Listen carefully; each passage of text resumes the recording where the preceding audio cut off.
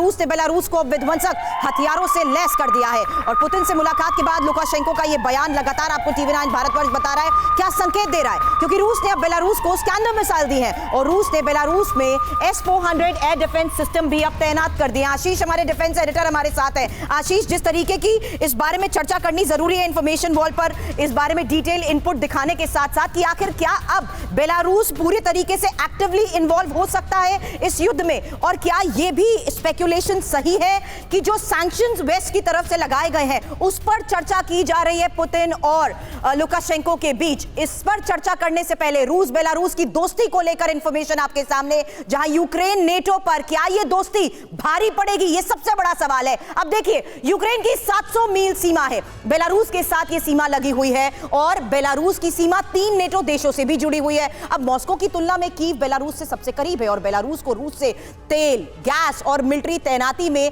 जिस तरीके से फायदा हो रहा है उसमें यह मुलाकात बहुत मायने रखती है। ये लोगों को हर रोज जरूरत पड़ने वाली लॉन्ड्री बिजनेस शुरू करके महीने का 3 लाख फायदा बनाते हैं। आपको करना है तो फ्रीडम ऐप को अभी डाउनलोड कीजिए। लुकाशेंको 27 साल से बेलारूस के राष्ट्रपति हैं। चुनावी धांधली के बाद भी पुतिन की लुकाशेंको के बचाने के कई दावे भी इससे पहले किए जा चुके हैं, लेकिन अब की ग्राफिक्स के जरिए ये इंफॉर्मेशन आपके सामने, जहां बेलारूस में रूसी हथियार होने वाली किस तरीके से विध्वंसक तैयारी के संकेत दे रहे हैं। ये इंफॉर्मेशन देखिए, हम आपको बता रहे हैं बेलारूस में रूसी हथियार होने वाले हैं, विध्वंसक वॉर का क्या ये बड़ा संकेत दे रहे हैं। यहाँ MiG-31K को लेकर सबसे पहली बात, साथ ही किंजल हाइपरसोनिक मिसाइल, इसके अलावा फेरेस्ट लंबी है, जहां Tu-22M3 बॉम्बर, साथ ही A-50 एवॉक्स, रूस के T-72A टैंक और Tor M2 air defence system, 50 Ural military truck.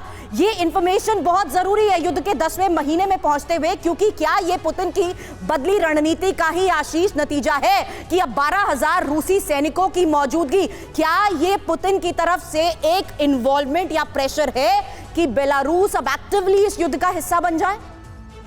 देखिए, ये केवल और केवल नेटो को चिढ़ाने की, उन्हें ड्रैग करके वॉर में लाने की कोशिश है। वो इसलिए क्योंकि शुरू से ही ये युद्ध रशिया और यूक्रेन के बीच में था ही नहीं।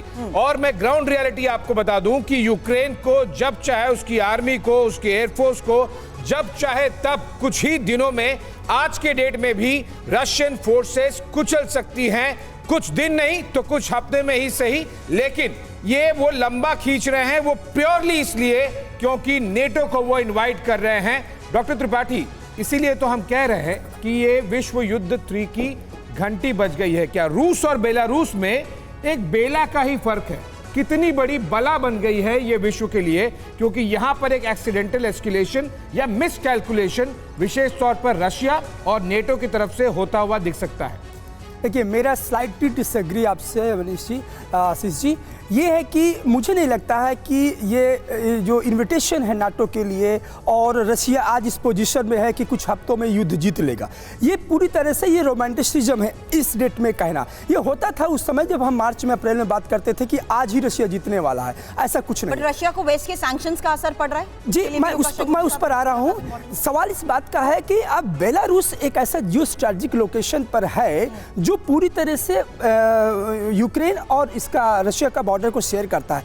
अब बात पुतिन के पास सिर्फ एक बेलारूस ऑप्शन बचा जहां से वो एग्रेसिव पोस्चर दिखाने के लिए तैयार है। हालांकि पोस्चर ही रहेगा रवि जी। इनिशियली ये कोशिश हुई थी, इनिशियली भी हुई थी, बेलारूस के साथ मिलकर हुई थी, अब वो फेल हो चुकी थी। अब देखना है कि अब फिर मिलकर कौन सी स्ट्रैटेजी ले आते हैं वो। ये लोगों को हर रोज जरूरत पड़ने वाली लॉन्ड्री बिजनेस शुरू करके महीने का 3 लाख फायदा बनाते हैं। आपको करना है तो फ्रीडम ऐप को अभी डाउनलोड कीजिए।